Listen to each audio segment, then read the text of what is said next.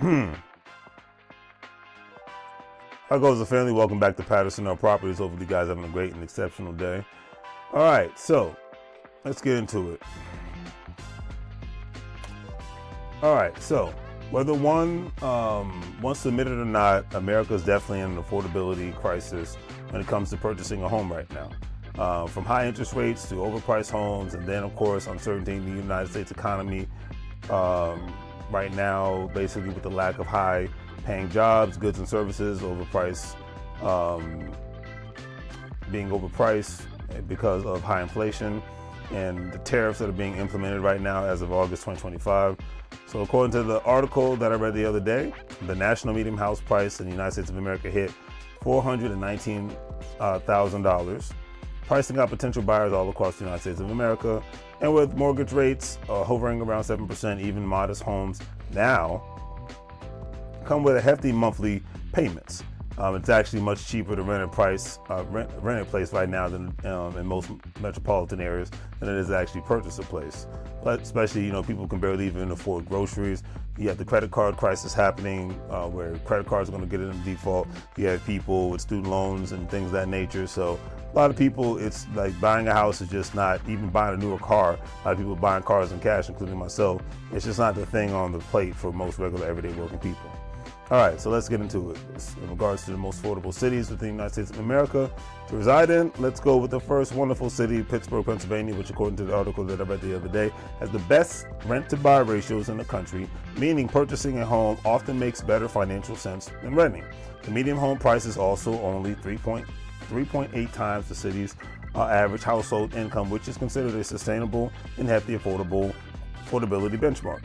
On top of that, Pittsburgh ranks 14th in the housing availability in Wallet Hub's study, offering buyers more options than most metropolitan areas around the country. Combine that with a stable economy, robust job market, and high livability in Pittsburgh becomes the most balanced city in the top 3 on the list that I'm going to discuss today. And this is a city that I have been pondering on purchasing my next rental property within that western Pennsylvania area. And I need to make a future trip up there within the next 5 months.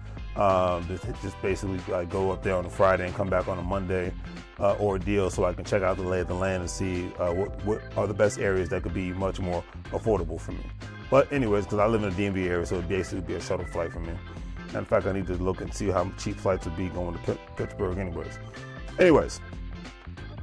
So we shall see what happens. Up next, Detroit, Michigan, D-Town as they call it, which ranks second in affordability according to Wallet Hub, largely due to the extremely low home prices relative to the local economy, relative to local income.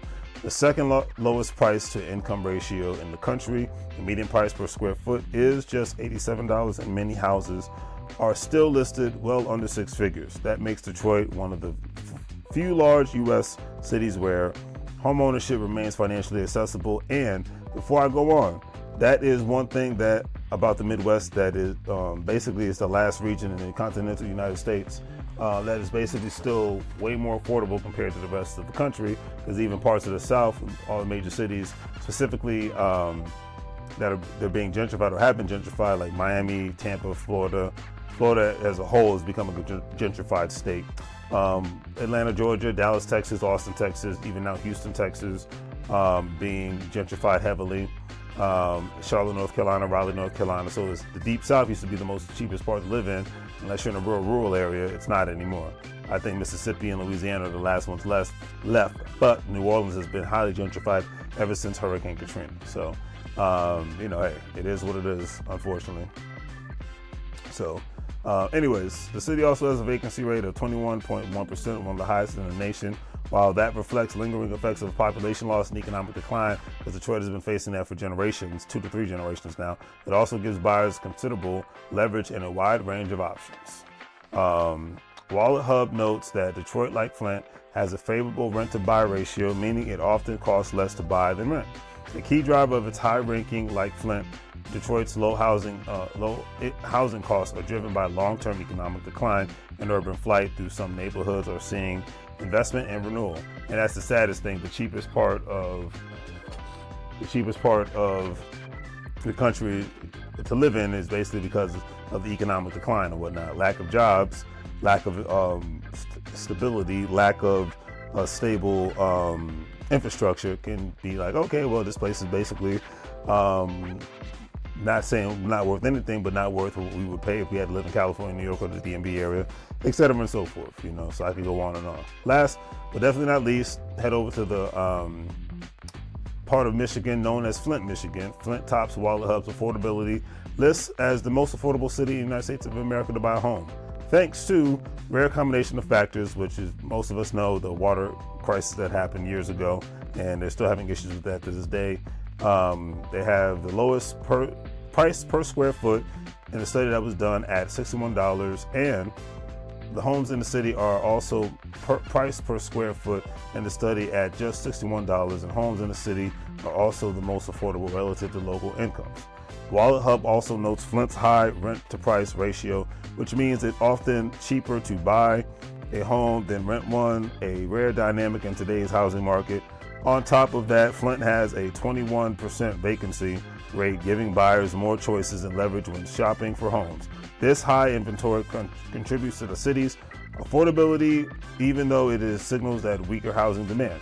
However, affordability doesn't always mean livability. As I stated earlier, Flint has long struggled with economic hardships, infrastructure issues, most notably on ongoing water crisis. High vacancy rates reflect a still recovering housing market and weak demand in some areas. One of the best rap groups, really first recognizable, to be recognized rap groups to come out of Flint, Michigan, was the Dayton's Family. And they had a quote in their song, because I used to be a real hip hop fan. They said, "We ain't afraid to be dead because we've been dead ever since they closed GM," meaning General Motors. Once they shut down that factory, I believe it was back in the 80s, early 90s, when General Motors shut down the factory in Flint, Michigan.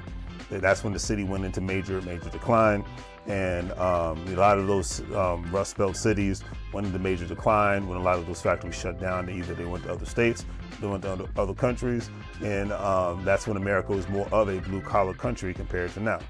But I know with the current administration, that's what the plans are, to open up factories all over the place. But let's just be realistic. As we see what's happening on the farms, with a lot of people not wanting to work on the farms and pick the fruits and vegetables, so a lot of farmers are losing their crop. Same thing can go with a lot of factories. It takes years to build a factory and get it sustainable, number one. Number two, it's much more expensive to pay people to work in factories. Number three, remember, just because it's made in America doesn't going to mean that it's going to be like it was back in the 80s, 70s, and 60s and 50s, where you have hundreds of people working in the factory. If you're lucky, you have 60, because it's this crazy thing called AI and robotics. But it is what it is. I'm not getting political because I think both sides are full of it, but because everything's about money. That's why I say make money moves so you can live like a fool, because regardless who's sitting in the White House, governor's house, or mayor's house, you got to make money moves. And I'll leave it at that. All right, you got to be about your business and about your paper. All right, block out the noise on the political fronts, whether it's Fox News or CNN. All right, don't forget Patterson Properties. We wholesale real estate in the DMV area, Pennsylvania area. Check us out. Links in the description. If you're a stock market investor, crypto investor, individual retirement account investor, don't forget to check out WeWillStash.com, Coinbase. Cross platforms to be able to make some money moves so you don't live broke like a fool. And remember, can't get fired if you own the company. It's 2025 going to 2026. Time if you own something, do great things. Like, share, and subscribe. Have a great day. Make money moves so you can live broke like a fool. As they say in Spanish. Viva la vida. Welcome to the life.